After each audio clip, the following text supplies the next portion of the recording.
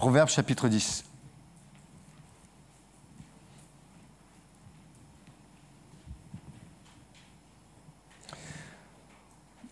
Proverbe de Salomon. Un fils sage fait la joie d'un père et un fils insensé le chagrin de sa mère. Les trésors de la méchanceté ne profitent pas, mais la justice délivre de la mort. L'Éternel ne laisse pas le juste souffrir de la faim, mais il repousse l'avidité des méchants. Celui qui agit d'une main lâche s'appauvrit, mais la main des diligents enrichit. Celui qui amasse pendant l'été est un fils prudent, et celui qui dort pendant la moisson est un fils qui fait honte. Il y a des bénédictions sur la tête du juste, mais la violence couvre la bouche des méchants. La mémoire du juste est en bénédiction, mais le nom des méchants tombe en pourriture.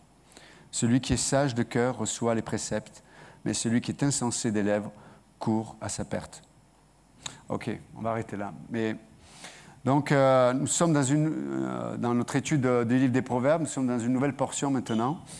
Et là, c'est Salomon qui introduit ces nouveaux proverbes, on va dire. Il y en aura 374 que Salomon va donner. Certains sont associés les uns avec les autres, mais en tout cas, juste sachez que très souvent dans les proverbes, vous avez ce contraste entre, là, en l'occurrence, il va parler du juste, au contraste, le méchant. Et il donne un peu la définition de ce qu'un juste est et fait, et du coup, les résultats de vivre dans cette sphère-là. Et puis, il explique aussi ce que c'est d'être méchant, les comportements ou les attitudes des méchants, et aussi les conséquences qu'il y a dans ce domaine-là. Donc, il y a beaucoup de contrastes dans les proverbes de Salomon. Et une autre chose, c'est que, comme on l'a déjà vu à plusieurs reprises, c'est que quand vous lisez, là, par exemple, il dit Proverbes de Salomon, un fils sage fait la joie, et on peut voir qu'il y a ce côté dans sa référence de paternité. OK? De paternité. Dans le sens que, normalement, dans une famille, le père est celui qui orchestre et organise la vie de la famille. Et c'est par lui que les enfants doivent être équipés à tous les niveaux. Dans leur santé, dans la nourriture, l'hygiène, et surtout dans la sphère spirituelle. Donc, c'est lui qui... C'est pas le père qui fait tout, mais c'est le père qui doit s'assurer que les choses soient faites dans ce sens-là. Et nous avions vu aussi que la mère était celle qui donnait la Torah pour les petits-enfants. Elle donnait la parole, normalement. Et donc voilà, mais là, c'est Proverbe de Salomon. Et là, il parle, voilà, d'un père qui parle à son fils, d'un père qui parle à sa fille, et il veut nous instruire en tant que père. Et l'idée aussi, la pensée, c'est que le fils ou la fille ne sont pas là pour inventer des solutions, mais ils sont là pour rejoindre l'enseignement qu'ils ont reçu. Ils sont là pour obéir à la sagesse qui leur a été donnée normalement. Vous comprenez? Et c'est de cette façon-là que Dieu nous instruit aussi. Il ne nous demande pas, dans les différentes situations de nos vies, d'inventer des solutions. Dieu, d'abord, nous parle de la solution, très souvent, avant que nous rentrions dans les problèmes ou dans les défis. Mais Dieu, d'abord, il veut nous équiper. Il veut nous instruire. Il veut nous prévenir. Il nous dit, voilà les situations, voilà ma sagesse, voilà ma pensée, voilà mon cœur. Et après, les situations peuvent arriver ou les défis peuvent se présenter. Mais voilà, Dieu ne nous demande pas de jouer un peu pour découvrir qu'est-ce qui va se passer. Non, il nous équipe avant. C'est pour ça que c'est tellement important d'étudier, d'écouter, de recevoir la parole de Dieu. Parce que le Saint-Esprit peut nous équiper, et des fois même prophétiquement. C'est-à-dire que Dieu peut nous dire des choses avant même que les choses arrivent.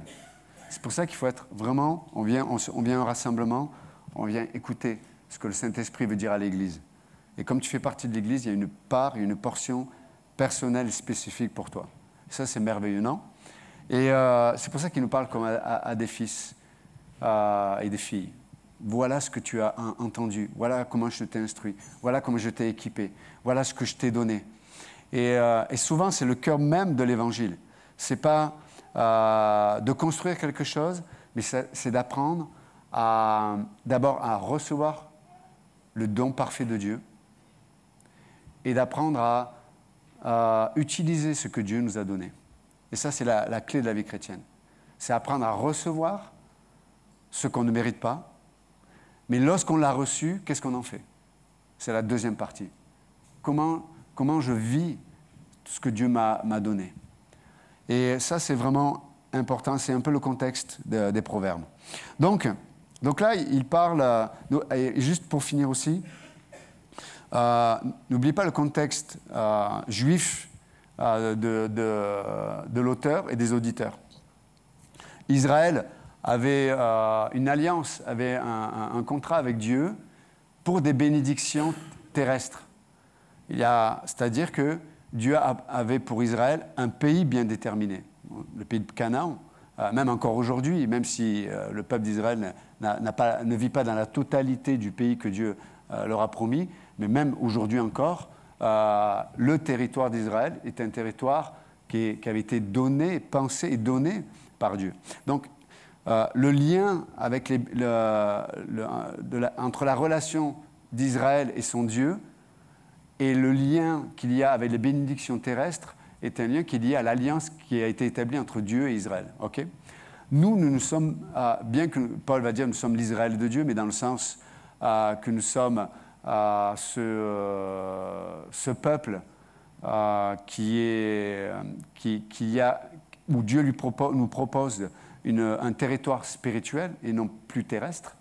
C'est important de comprendre la distinction et d'appliquer de la bonne façon ce que l'auteur va dire. Donc, lui va parler de causalité. Si tu marches avec Dieu, si tu respectes la loi, si tu respectes toutes les données que Dieu a données à Israël, il va y avoir des bénédictions terrestres, et notamment la richesse, la prospérité matérielle. Okay? Ça, c'était le signe que Dieu était en faveur à celui ou à celle qui marchait avec Dieu. Nous, ce n'est pas le cas. Alors, je ne suis pas en train de dire que Dieu peut pas ou ne veut pas nous bénir matériellement, mais ce n'est pas la priorité, en fait. C'est d'abord dans la sphère spirituelle. Et c'est dans l'âme que ça se passe. C'est très important de comprendre la distinction.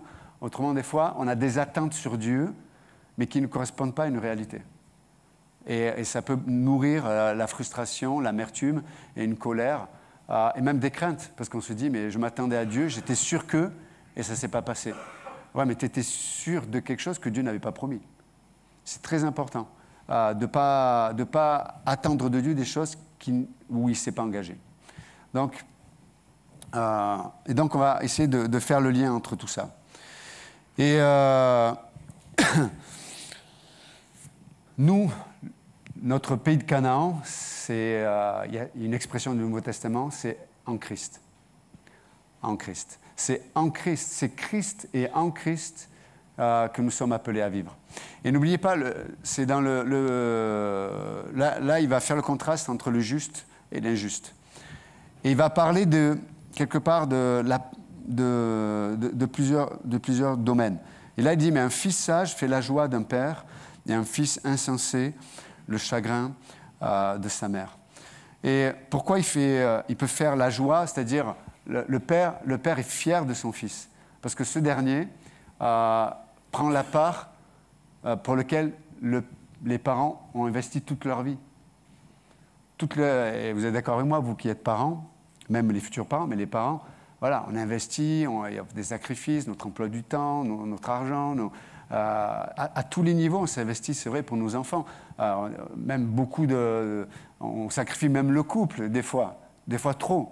Il faut être équilibré aussi, parce que l'enfant a besoin de repères et le couple doit être fort, doit être uni, mais doit être fort aussi dans l'amour, la relation, parce qu'on peut tomber dans le piège d'être tellement occupé avec les activités et l'éducation et l'enfant qu'on peut oublier le socle qui rassure l'enfant, c'est de voir l'amour qu'il y a entre un père et une mère. D'avoir l'harmonie qu'il y a entre un père et une mère. C'est tellement important. C'est pour ça qu'il faut essayer de trouver cet équilibre où on peut se retrouver aussi en tant qu'époux et épouse pour vivre quelque chose ensemble. Et ça fait partie de l'éducation aussi, parce qu'ils voient nos exemples. OK ? Mais je ferme la parenthèse. Donc, il y a tout un investissement, il y a tout un package que Dieu a donné. Et la fierté du père et de la famille, c'est quand l'enfant, à qui on a tout donné, commence à vivre tout ce qui il a été préparé et donné. Mais spirituellement, c'est la même chose. Notre Père céleste, il nous a tout donné en Christ. Tout. Tout ce qui est susceptible de la vie et la piété, Dieu nous a tout donné. Ce que je veux dire par là, c'est qu'il n'y a pas une situation de ton existence où il n'y a pas déjà la provision de Dieu. La question, c'est comment je vais pouvoir la manifester ou la vivre. C'est ça notre plus grand défi. Vous êtes d'accord avec moi ou pas? OK. Des fois, je peux savoir, un fils aurait pu être enseigné sur comment faire, je ne sais pas si c'était une famille de chaudronniers, mais comment, alors peut-être pas chaudronniers, je ne sais pas s'ils soudaient, je ne sais pas. Mais en tout cas, ou de charpentiers, comme ça je reste, une famille de charpentiers, l'enfant a été éduqué sur toutes les techniques, sur comment trouver le bois, aller le chercher, le tailler, quel outil dans telle situation, etc. Bon, et puis quand l'enfant commence à prendre l'entreprise et commence à faire fonctionner, puis même dans le village, tout le monde dit « Eh ben, tu sais, Pierre-Jean, le fils de Marcel, eh ben, il travaille bien et tout. » Le père, il est content. Il se dit « Waouh, c'est excellent. » L'enfant a trouvé, je l'ai équipé, mais maintenant il a trouvé son identité et puis il a son propre témoignage. Et ça a un impact pour la famille. De la même façon, en Christ, on a tout reçu, le Père nous a tout donné.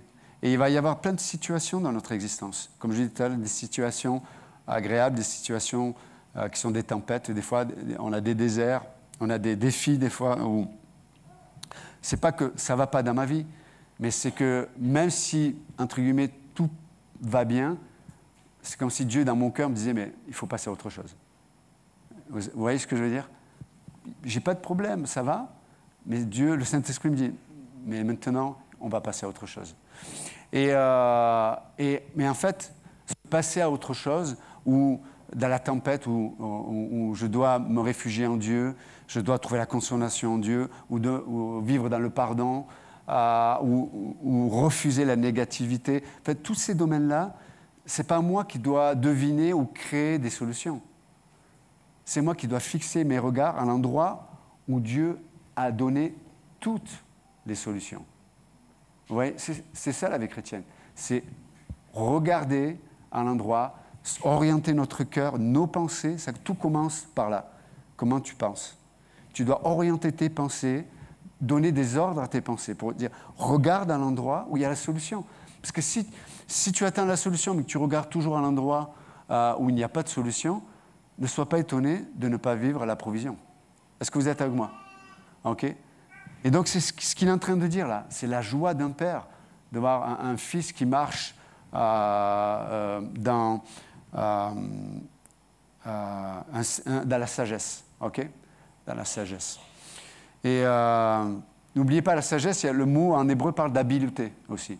De voir un enfant il a été équipé, mais maintenant, avec tout ce que je lui ai donné, il sait s'adapter à la vie qui est la sienne. OK? Il y a plein de choses que vous allez entendre ce matin, que vous avez entendu la semaine dernière, que vous allez entendre aujourd'hui, que vous entendrez demain. Mais nous, on n'est pas avec vous dans votre vie pour vous accompagner. Moi, j'allais marcher, mais je ne peux pas. Mais en vous disant, ah, là, prie. Ah, là, tais-toi. Ça, c'est bien, tais-toi. Je pense que c'est un truc qu'on ne l'utilise pas assez, ça. Hein? Non, c'est vrai, hein, je pense qu'on parle trop. Je disais à ma femme, il n'y a pas longtemps, je parle trop. Et le Saint-Esprit me dit, tais-toi un peu plus.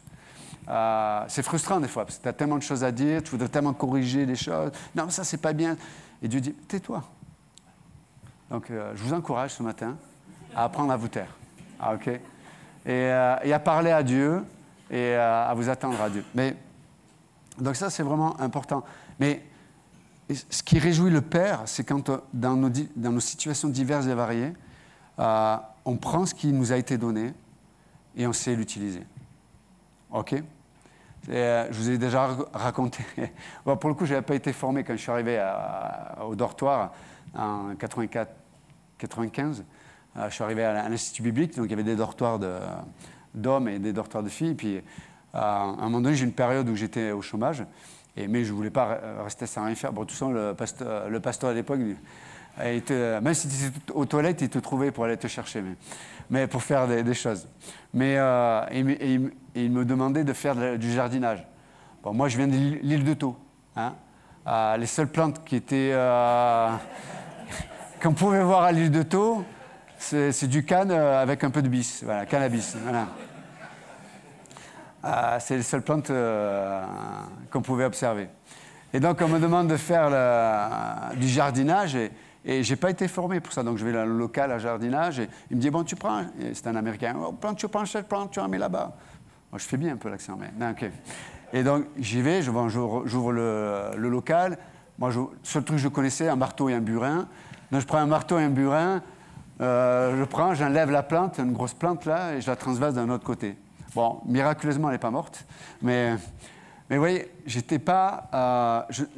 vu qu'on ne m'a pas équipé, on ne m'a pas donné les outils, les éléments de reconnaître les outils et d'utiliser les bons outils pour les bonnes choses, ben, j'étais un peu perdu, vous voyez. Et très souvent, c'est ça dans la vie chrétienne. C'est que des fois, on ne prête pas attention à ce que Dieu dit. Du coup, quand les situations arrivent, on ouvre le local à outils, je ne sais pas quoi utiliser. Moi, marteau burin. Bon. C'est pas adapté. Okay. Et beaucoup de chrétiens, on est là. On a des outils, Dieu nous a donnés, mais on n'a pas une attitude d'écouter l'enseignement avec précision. Et du coup, quand les différentes situations, les décisions importantes sont à prendre, on est perdu, quoi. On a tout ce qu'il faut en Christ. Je ne sais pas quoi choisir. Et du coup, c'est ça le mot sagesse. La sagesse, c'est l'habileté, c'est savoir reconnaître, dire « Ah, là, je vais prendre un râteau, ah, là, je vais prendre tel outil », et c'est adapté. C'est très important en tant que chrétien de savoir, la définition de Dieu sur les outils, parce que moi, je ne sais pas. C'est Dieu qui me dit « Ça, ça sert à ça. Ça, c'est ça, et ça sert à ça. Ça, etc., etc. » Parce que des fois, on a des slogans. On va parler de la prière, ou la sainte prière. Hein? Dès qu'on parle de la prière, on a l'impression que là, je suis spirituel. Il y a des gens qui prient, sont charnels. Ils pratiquent la prière naturellement, mais parce qu'ils prient, on a l'impression que c'est spirituel. Ce n'est pas ce que tu fais qui détermine ta spiritualité. C'est ce qui se passe dans ton cœur. Très important. Mais il y a des gens, voilà, dès que... et vous allez me dire, mais tu es contre la prière? Mais non, au contraire. Je pense qu'on doit grandir dans le domaine de la prière. C'est extrêmement important. Beaucoup de victoires et beaucoup de changements dans nos vies et dans l'Église se passent d'abord dans la prière. Mais attention de ne pas justifier vos vies par des pratiques spirituelles. Okay? C'est très important. Donc les gens, des fois, je vois dans le christianisme, les gens se cachent derrière la prière. On va prier, on va prier. Peut-être que Dieu te demande d'obéir. Dieu te demande d'aller voir quelqu'un, de lui demander pardon. Dieu te demande de retrousser tes manches, d'aller parler dans la rue. Non, on va prier. Non, Dieu dit, mais des fois, arrête de prier. Et des fois, ils vont nous dire, arrête de faire et prie. Arrête de t'agiter à gauche, à droite, arrête d'essayer de trouver des solutions. Arrête-toi et prie. Vous voyez ce que je veux dire? Mais ça, on a besoin d'apprendre que Dieu façonne notre oreille, que Dieu façonne nos pensées, que Dieu façonne nos cœurs. Il y a des gens qui disent, mais moi, je n'ai pas soif de la parole de Dieu, etc. Mais pose-toi la question, pourquoi tu n'as pas soif de la parole de Dieu? Ouais, ça fait plus de 30 ans que je suis chrétien, et mon désir et ma soif de la parole de Dieu, ma faim de la parole de Dieu, est encore plus grande aujourd'hui qu'avant. Pas parce que je suis d'une spiritualité incroyable, mais c'est juste que tu t'humilies devant Dieu et tu laisses Dieu te parler. Tu t'humilies devant Dieu, tu te places à l'endroit où Dieu peut te convaincre, Dieu peut te façonner. Dieu peut faire un travail que tu ne peux pas faire tout seul dans ton coin. Vous comprenez? Et ça demande de l'humilité, c'est vrai, de recevoir, d'être enseigné, d'être disciple. Nous on préfère... tu sais, c'est comme des fois, il y a des gens qui ont des problèmes et ils veulent pas aller demander de l'aide. Ils ne veulent pas demander de l'aide. Et ils prient Dieu. Seigneur, aide-moi. Et Dieu dit, tu peux prier tant que tu veux. Je te demande de te lever et d'aller voir peut-être un spécialiste, d'aller demander à un frère, une sœur. J'ai besoin d'aide. C'est tellement important. Parce que Dieu, c'est notre cœur qui veut. Ce n'est pas juste une conformité à un christianisme. Il veut notre cœur. Et donc, ce qui réjouit le cœur d'un père, c'est quand il voit un enfant qui marche dans la sagesse. Il a été disponible pour recevoir, être équipé. Maintenant, à toi de jouer. Et c'est ce que Dieu fait avec nos vies. Ce que chacun, vous allez devoir vivre, affronter, peu importe les domaines, dans l'amitié, dans le couple, dans la santé, encore une fois, comme je disais tout à l'heure, peut-être des décisions importantes à prendre, vous allez avoir besoin de reconnaître l'outil qui est adapté à la situation. C'est tellement important, tellement important. Et vous savez, tant que tu n'utilises pas le bon outil, la situation ne va pas avancer. On l'a dit jeudi, des fois on est paralysé, on tourne en rond parce qu'on refuse. Vous savez, ce principe dans l'Écriture, je crois que c'est Samuel qui dit à Saül, vous savez, quand il dit Dieu préfère l'obéissance au sacrifice. Mais des fois, on fait beaucoup de sacrifices à Dieu pour éviter l'obéissance. C'est inconscient, on ne s'en rend pas compte. Et Dieu dit non, arrête ça. Fais-moi confiance, obéis. Lâche cette chose. Lâche cette chose. Ouais, mais si je lâche mon projet, j'ai toujours pensé qu'il fallait que je fasse comme ça. Voilà. Vous savez comme on est des fois. On a une sagesse, on se dit, mais voilà, j'ai des projets, voilà, comme il doit ficeler, façonner, etc. Ça se passe pas comme ça avec Dieu. C'est vrai. Et des fois, on a des projets qu'on a idéalisés, et du coup, on a des attentes qui sont vraiment inatteignables, en fait. Et il va y avoir besoin de prendre 1 mur, 2 murs, 3 murs, plein de murs, avant de se dire « Ah ouais, peut-être que mon standard ou ma façon de penser n'était pas la bonne. » Je vois des fois, au niveau des relations, les gens, ils ont un standard, il faut qu'elle soit 1m70, 80, 55 kilos, voilà la proportion, voilà son caractère, voilà, quand elle me voit, voilà, il faut qu'elle me parle comme ceci. Et les gens, ils hallucinent, quoi. Et puis, ils ont 20 ans, puis ils ont 30 ans, 40 ans. Bon, une femme, moi. Déjà, une femme, déjà... ça me va, une femme, ça va. Ouais, vous savez, donc, soyons sages. Soyons sages. Vous savez, je le dis à une étude biblique, mais plus on s'approche de Dieu, on s'attache à Dieu et à la parole de Dieu, plus même, c'est drôle comment Dieu il change nos désirs, ou même nos conceptions de ce qui est beau même. Et la preuve avec ma femme, on l'appelle la bête et la belle et la bête. Bon, quand elle m'a vu la première fois, elle s'est dit, c'est quoi ce truc-là? Non, je plaisante. Je plaisante, je grossis le trait, c'est vrai. Mais peut-être que, voilà, physiquement, je ne correspondais pas à son standard. Mais Dieu a fait, voilà, elle avait des priorités avec Dieu, etc. Et du coup, des fois, Dieu change notre façon de voir le beau, de voir ce qui est important, etc. OK? Et ça, c'est extraordinaire. Et du coup, elle s'est mariée avec moi, pas dans une contrainte. Enfin, je crois, hein. OK. Mais et elle est contente. On a fêté nos 20 ans de mariage. Donc, et on est parti...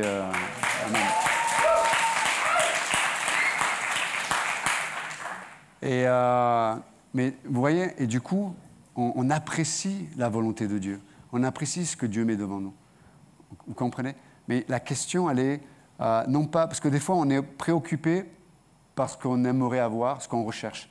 Dieu dit, soit... Et comme le chant, elles ont chanté, les sœurs à l'instant, et même Charlène aussi, elle a chanté ça, sur chercher la face de Dieu, chercher la présence de Dieu, chercher la parole de Dieu, chercher à être en endroit où le Père, il va te donner la définition des choses, il va t'équiper, il va t'aider à reconnaître et à comment tel outil va s'utiliser en telle circonstance. Ça, c'est extraordinaire.